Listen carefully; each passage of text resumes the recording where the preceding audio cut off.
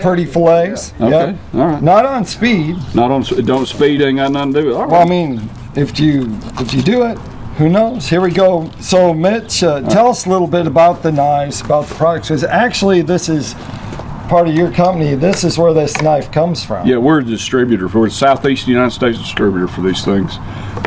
They float. Right? Yeah, which is kind of cool when you clumsy as I am.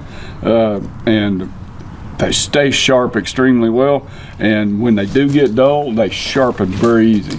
Right. It's real easy to retrieve the edge back on a knife when it does get dull. All right, so come up here and watch what he's going to show people how to do it. Tell them it's right. You walk through this procedure. So I'm cutting right around the gill plate so that there is no meat left right here. All the meat is in this fillet, and then I come up here and I get a pretty good chunk off this head right here.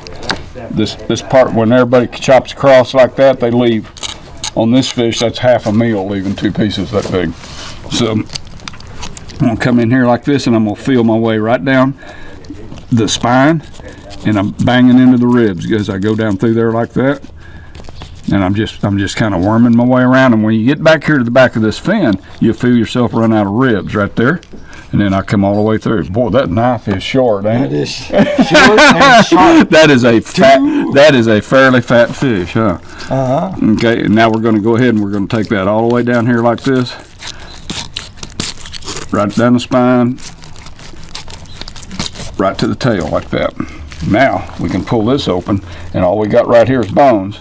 So we can just kind of almost like skinning a deer. You're just going to let the meat find its own way to get off of there, and you're just going to run the knife down it like that. Now, on a fish this size, I would normally just go ahead and leave the ribs in there, but I'm going to, on most fish, and besides that's a really sharp knife, we're going to go ahead and cut through them ribs right there. But you'll see I peeled some off the side of it before I did that. Now I can come in here and go ahead and take this fillet down like this side like this, and go ahead and take this right down here to this bottom fin. All that belly meat's coming with this thing right there.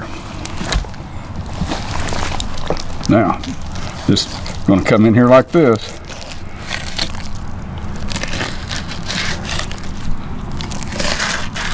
These old big fish like this are pretty tough and pretty wide. You just kind of got to take your time and go ahead and skin the thing out like that. Now we got everything there. You know you done a good job on these when you've got this meat right here. You don't want that. It tastes bad, but that's fin meat. So you filleted it close enough that you got meat off the fin. Now you've got this big chunk right here. So you'll come in here right down the side of these bones right here. Just kind of cut right down the side of that. You're going to take that fillet, that rib cage out of there. Right around like that. There's always a bone right back here at the back. You want to get that out. Now, this part right here, this is fin meat from this big fin right here. You don't want that. That don't taste no good. Okay? Get that off right there. This piece right here, I'm going to take that. You can see a lateral line running right here. We're going to come right down the side of that right there.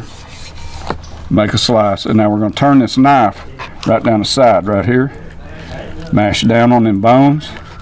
And bring that knife right down like that. Right down the side of them bones. Now you've got a whole nother fillet of meat right there that's bigger than anything you'll get off a bluegill. My wife calls those crispies.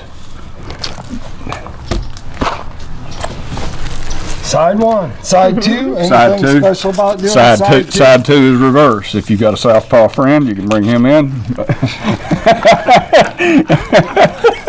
Bring him in for that side? For that side, yeah. All right, yeah. all right, I can see That's that. how we do it in the factory, boy. We've got a righty and a lefty. That's right. Everybody's got their job in Well, I life. thought you had a right and left-handed manual fillet knife, but I guess not. Nah. All right. Same thing in reverse. Come down through this thing. Peel that backbone down. After you get that little cut made right there, you can just let the meat come down that thing right there and come down it and come right off of it.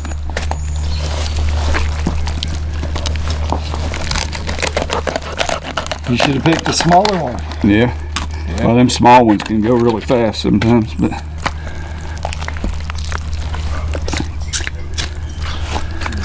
this is a big mama jama here, and she wasn't going to upright herself again either.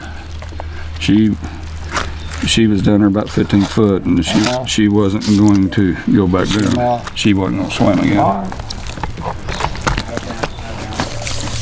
Jumped like a bass 3 times. Really? Yeah. That kid was chasing it around with a dip net, swatting at it. Did you fish mostly in the trees today, or yep. did you fish in open water? We caught this fish in open water. We fished in trees. Yeah.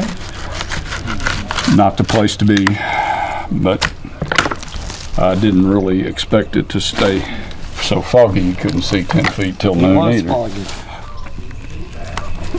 You know, Chris Johnson, he cut the meat off the back of his ribs too.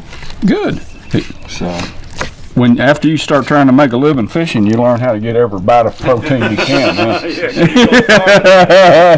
That's why I thought Chris would be really, really good at it. I'd be like, Chris is going to have like every bit. He'd be like, you just eat the bones, dude. Oh yeah. You ever watch that show Alone?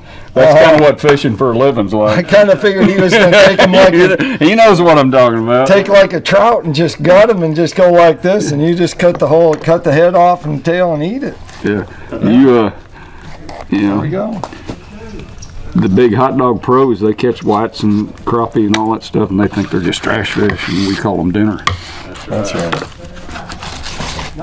There we go. There we go. All right. If you do, I've actually weighed this out at home. If you clean a 15 fish limit of 12-inch crappie at home, and you take that rib fillet off, it's equivalent to getting ounce-wise 2 more fillets of crappie. Wow. Yep. That's a bunch. Well, it's worth warming the grease up over. That's right. So there you go. All right. That's my contribution.